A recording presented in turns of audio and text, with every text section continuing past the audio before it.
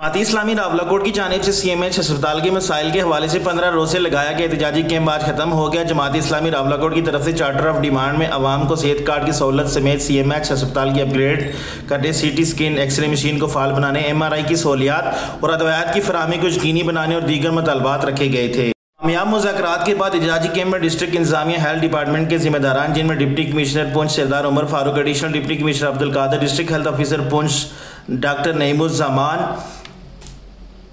गाजी Millat press club के सदर सरदार शफकत या डॉक्टर मोहम्मद सलीम की मौजूदगी में एक माहदे पर दस्तखत किए गए, जिसके तहत तय करदा तमाम तर मामलात पर अमल दरामद को यकीनी बनाया जाएगा।